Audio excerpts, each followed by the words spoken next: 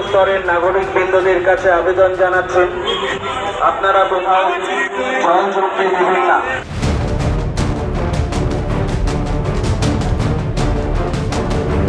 বর্ষা শুরু হতে না হতেই মাথা ব্যথা বাড়িয়েছে ডেঙ্গি সংক্রমণ।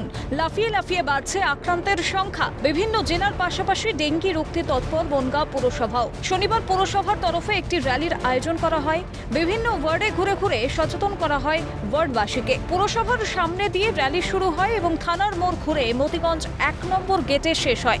শুধুমাত্র ডেঙ্গু নয়, শহরের গাড়ি নিয়ন্ত্রণের ক্ষেত্রে, শহরের রাস্তাঘাট ফুটপাত পরিষ্কারের ক্ষেত্রে, আমাদের এখানে যারা প্লাস্টিক ব্যবহার করছেন এখনো, তাদের ক্ষেত্রে সব ক্ষেত্রেই আইন আছে, তাদের বিরুদ্ধে প্রয়োগ করা যায়। র্যালিতে উপস্থিত ছিলেন বনগাঁ পুরসভার পুরপ্রধান সহ কাউন্সিলররা, পুরসভার স্বাস্থ্য বিভাগের কর্মীরা। উপস্থিত ছিলেন বনগাঁ মহকুমা হাসপাতালের চিকিৎসক সহ বনগাঁ থানার আইসি শিবু ঘোষ। র্যালির পাশাপাশি ড্রোন উড়িয়ে বনগাঁ বাজারের বহুতল বিল্ডিংগুলির ছাদে বিশেষ নজরদারিও চালানো হয়। বার্তা দেওয়া হয় বাড়ির ছাদে বা অন্যত্র জল যেন না জমে থাকে। যদি তা থাকে তাহলে ৪৮ ঘন্টার মধ্যে পরিষ্কার করা না হলে তার বিরুদ্ধে আইনি পদক্ষেপ নেওয়া হবে।